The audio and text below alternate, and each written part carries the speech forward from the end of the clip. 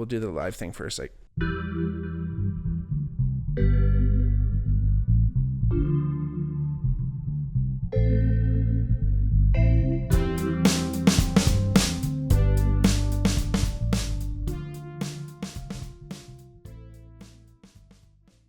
hey everybody, welcome back to the Bigmark podcast. It's me, your host, Bigmark. If it's your first time watching, welcome. If not, welcome back. Like I always say, if you ever wanted to reach out to the podcast, hit us up. If you want to hear a topic or you want to, let us know about a show or, let us know how you feel or harangue, critique, whatever you'd like, make sure to hit us up on our DMs at the Bigmark Pod, or at the Bigmark Podcast on our Instagram or X, Twitter, whatever you'd like to call it.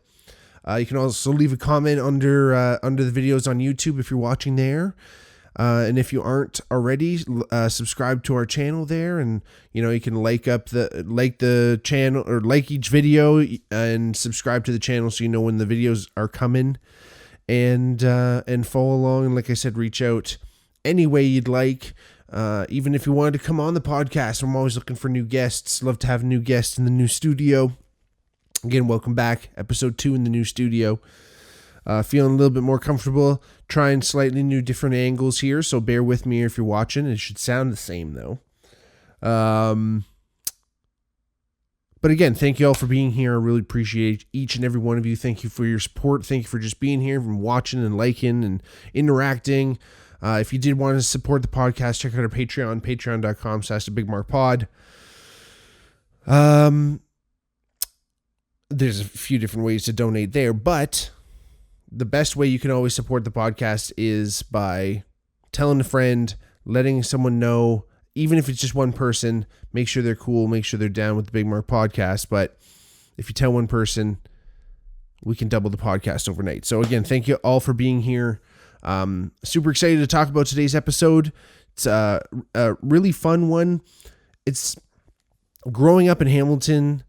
The Euro Cups, the World Cups, any big soccer tournaments always bring out a lot of national pride in Hamilton. There's a lot of people that come from immigrant backgrounds from many different countries all over Europe, and these tournaments really kind of bring that out of people. So it's really exciting. We're going to be talking about the Euro. We're going to be talking about Copa America as well, which are both happening at the same time. We're talking about going to focus a little bit on the 2024 tournaments, just where they are this year and things like that, and a little bit of history about them, but not, again, I kind of want to touch a little bit more on that whole, that feeling that kind of comes from them. But the Euro itself, the UEFA European Football Championship, as it's known, and UEFA is the Union of European Football Associations, is huge. Like I mentioned before, you're talking about 24 European nations. It's obviously huge in Europe. It's the second most watched football tournament after the FIFA World Cup. And it kind of just takes the world by storm, so to speak. A lot of the players that play in the league, their professional leagues, are more than happy to let them go and play on. I don't know how happy they are, I should say, but I feel in North America, the professional leagues here are a lot more cautious about letting their players go and take part in international tournaments. I feel like they want to protect their investment, which, anything can happen out there. Anything can happen to these football players too, these soccer players. But there's something about that, just like being able to represent your country and seeing players that you'd probably never see on that world stage, on that high of a stage, players that are professional soccer players, football players, but they're playing in lower leagues that maybe you're not watching all the time. You get to see them go up against the best of the best in the world. So it's a really fun thing to watch. It happens every 4 years since 1960, except 2020, where it got canceled for COVID, if anyone can't remember. Germany and Spain have won it the most. They each hold 3. Italy is in second. They are the current champions. Italy holds the title right now. But again, there is a strong history of all these European nations being very excellent at soccer, and to see Spain and Germany hold the titles there, it isn't surprising, especially with Italy up there too, even though Italy didn't do so well this year. Let me just put it that way. It's also hosted in Germany this year. So all the games are being played all over Germany, which I always find it's really fun with these tournaments. The COPA as well being held in the U.S. The countries that are larger, you get to have these games all over. So there's a little bit of travel and stuff for some of these players, but it's pretty cool. Like I mentioned before, there's 24 teams this year. The six groups of four were Germany, Scotland, Hungary, Switzerland in Group A, Spain, Croatia, Italy, Albania in Group B, Slovenia, Denmark, Serbia, England in Group C, Poland, Netherlands, Austria, and France in Group D. And I'll pause there because, I'm Polish, and, it's always tough because Poland has a decent soccer team. I'm not saying that they're the best in the world. They're definitely not the worst, but they always get fucking put in groups like this with Netherlands and France, and it's fucking World War II all over again. Austria's in there, but it's just like they can never get a chance. They're always just going to be halfway through and maybe get out of their group, but no fucking chance, man. It's so tough. Group E was Belgium, Slovakia, Romania, Ukraine. Hey, good for Ukraine. Still able to field a team, even though they're at war. Right on. Group F, Turkey, Georgia, Portugal, Czech Republic. And again, like I said, all these teams, right? You look at the Portuguese, you look at the Netherlands. There's a lot of Dutch people around here. The English. Even the former Yugoslavia teams, Italy, of course, lots of Italians in Hamilton. But it's always funny because, I've always really considered Hamilton to be, quite the Italian town. And yes, it has been, and it still is. But a lot of Italians kind of, I think, live a little bit more in Stony Creek or in Ancaster or outskirts, not so much downtown anymore, but a lot of the older generation of Portuguese live downtown Hamilton. So when Portugal does really well in the Euro, basically everyone in Hamilton tends to know about it. So it's pretty fun watching James Street, which is one of the more busier streets in Hamilton. If you don't know, it's see that street busy and bumping. It's pretty fun. But again, whilst all this is happening, Copa America is also happening. And Copa America happens again every 4 years as well. It's it's similar to I should say it's similar to the Euro. So, this is the years where they kind of both lined up. But it's kind of funny because I don't think America and Canada were always involved with this. It was mostly like kind of Southern American teams. But this is the second year that the U.S. is actually hosting it. So they're involved. And then so is Canada. So Canada is actually in this tournament.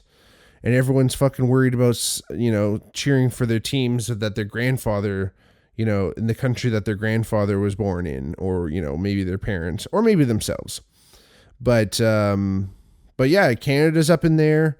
And the Copa America, again, it's basically the Euro, but in South America, now in North America. So there we go. It's kind of our version of that. There's only 16 teams in this one. I mean, not as many teams in Europe and not as many football playing nations.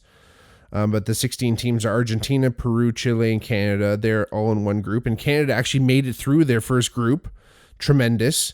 They fucking tied against Chile the other day. And it's funny because, I thought about my buddy Carlos. I went to school with, went high school with, and It was kind of one of those scenarios where I think he was like in grade 12, might have even been grade 13, and like didn't do his civics course for whatever reason and had to go back and do like a grade 9 course, even though he was like in grade 13. And for whatever reason, him and I hit it off, and he taught me like the Chilean national team's like fight song for soccer, and I haven't sung it because they were playing against Canada, but now that they're eliminated and now Canada and Argentina are making it through to the next round, I can sing it. I'll sing it here. It's Vamos, vamos chilenos, esta noche tenemos que ganar. And I'm pretty sure it like roughly translate to like, let's go Chile. Like tonight we're going to win. So unfortunately he didn't. He tied, but in fucking soccer, tie happens a lot, and it's what it is. Group B is Mexico, Ecuador, Venezuela, Jamaica. Group C is United States, Uruguay, Panama, and Bolivia. And then Group D is Brazil, Colombia, Paraguay, and Costa Rica. I can't think of Uruguay or Argentina for that matter without thinking about all those rugby players that ate each other up on the mountain. Hey, go listen to that other episode. Talk about international sports. Sometimes you got to eat your dead buddies. Anyway, so far, like I mentioned before, Canada is through their group, so they're entering the quarterfinals now. Canada has to play Venezuela to then play the winner of the Argentina-Ecuador final. So it'll probably be Argentina-Canada in the semifinal. It'd be amazing if we made it through. I would love that. Tremendous. And then Panama and Uruguay are playing two other teams that are to be announced soon. But the final is Sunday, July 14th. So there's still lots of time to check out more Copa America action. And right now we are entering the quarterfinals knockout round of the Euros. We got England, Switzerland, Netherlands, Turkey. We got Spain, Germany, and Portugal, France. So we're getting really heated there. The final for that is also Sunday, July 14th. So it's going to be a fucking day of soccer for everybody who loves the sport. It'd be really interesting to see who comes. I mean, Spain, Germany. Looks like no one's going to win a fourth, or sorry, only one of them is going to win a fourth this year. Well, I mean, it only works once anyway, but even still, one has to eliminate the other. We got Portugal, France. That'll be a big game. Ooh, man, who knows? Germany, probably. That's my prediction. You heard it here, folks. And it was always funny. I mean, you know, they're playing in the quarterfinal, but it reminds me of the 2008 Euro, which is when I was in high school. Was the final was Spain versus Germany, and Spain won it. So that was one of the years that they won that was the year that they won their third Euro Cup. And it was huge. Again, like I said, you know, Hamilton, lots of people who are still, you know, connected to their nationality, and, you know, myself included, and a lot of my friends, my Polish buddies, were much more into the team than I was, but, you know, just love to support it. But, you know, you just really see that nationalistic pride come out, and it's kind of funny, right? Like, I mean, you know, at least almost all my buddies. There was my buddy Roberto Bocca. He came over from Italy. And then my buddy Derek Kalala. I'm pretty sure he was born in South Africa. But other than that, all my friends that I knew were born in Canada. I mean, that I went to high school with anyway. From Hamilton. They were born in Hamilton. They're Canadians. They're born here. But so many of my friends, so many of the people I went to school with, you know, it's such a part of their identity. And, you know, like I said, I'm the first one to admit too, you know, I'm talking about being Polish and Lithuanian all the time. I got the fucking Lithuanian flag here. I got a Polish eagle on my vehicle. Again, it's a part of me because, I mean, I'm only 2 generations now because my parents were first generation Canadians. But, I'm still relatively close. And, I know people have had friends that their family has been in Canada for generations and generations, and they don't necessarily feel that same, connection to tradition. And I think that's what the thing is. That's what's so important about it. It's like, yeah, you can say nationalism separates us and just draws more lines on the map and does all that fucking shit. But it's like, in some ways, it keeps us more tied to these traditions that we're losing more and more in this time of uncertainty and questioning, what is really worth following, what is really worth upholding and continuing to garner this respect for some reason or other. Again, we're questioning everything. Maybe there are some traditions that should be upheld, that are important, that make sense, that do help us as people and humans, and should be celebrated, especially traditions around food and food culture, right? Because, eating together and being together around a table is so bonding, and it helps so much to do just that, to bring people together. And, I think if we can keep that up and stay linked to those traditions, we also can keep ourselves, connected to that past. And I think it's easy to think that, when we have one step, or when we have one foot in the past, we'll never be able to take full step forward. But I think it's not necessarily about dwelling on the past, not necessarily about sitting in the past. It's about understanding that there's been thousands, if not hundreds of thousands of years of human evolution and human tradition that has got us to this point. And yeah, a lot of those traditions and things were set in place in a time where maybe we didn't have as much technology, that the oral traditions and things like that, and stories and myth, where stories were being passed down with more utility. There was actually substance and reasons and the stories that were being told actually equated into, all right, this is actually how you till the field, or this is how you butcher a cow, or something like that. There's all these things lost in allegory, and of course religion and things like that, where it's like, hey, follow the rules here. Let's not all fucking kill each other and steal each other's shit and bang each other's wives and stuff. Like, let's be civilized here. All those things are get wrapped up in tradition as well. So yeah, it's hard to fucking parse out, and we don't want to throw the baby out with the bathwater, because if you're a long-time listener to the Bigmark podcast, you probably know how I feel, at least about organized religion, where I think we've taken a lot of crucial things and rules that do help people stay together, and civilization, work better, societies work better and more harmoniously. They can portray ideas and pass along theories and things like that about human existence through religion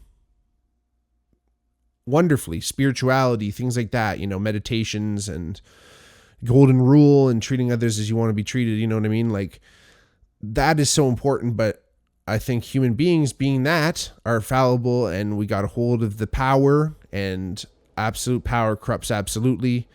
And I think it got out of hand. So again, that's organized religion. But the traditions and things like that are what is important. And again, because I think we live in this age of technology where we're starting to rely less and less on our memories and things like that, because we think, oh, don't worry, it'll be on Pinterest, it'll be on social media somewhere, it'll be in the cloud. But we're even getting away from books and things like that, right? Like, there's so many things out there that's even more tangible, that has this information that's being handed down to us, but yet we're giving it less and less respect. So again, I think this whole nationalistic pride that bubbles up during Olympics and World Cups and Euros and Copas and stuff like that, I think that's still a little bit of a twinge of that we're still pretty much okay with. I'm sure there's a few people out there that are like, again, we shouldn't be looking at this as nationalistic prides and things like that, but fuck it, man. Like, let's just bask in the sense that we're enjoying this international sport, People are safe. They're not killing each other. It's fun. It's, it shows the drive, the athleticism, the amazing talent that some of these athletes have out there. And again, the amazing drive and support that you can get from a nation and the way it brings people together. Yeah, some people that maybe work together that fucking hate each other, they're still going to sit down and watch a game together and enjoy it. I couldn't imagine being in these smaller nations where, you feel that pride even more, where again, you can put aside those differences, but hopefully Canada gets a chance to play a few more, or at least 2 more games, or they're going to play against Venezuela, but hopefully they get to play against Argentina too. And Canada can experience a little bit of that, putting our differences aside and snuggling up next to each other and watching a good old-fashioned soccer game. That's the Canadian way. So again, thank you all for listening. Go check it out. Keep watching the Euro Cup. Keep watching the Copa America. And again, support your teams, support your country. Look back, find your traditions, talk to your grandparents if they're still around. Talk to your parents. Try to find some of those things. Link back. Ask the questions while you still can. Love you all. We'll see you next time. Check it out. COPA, Euro, YouTube's Bigmark. Check it out.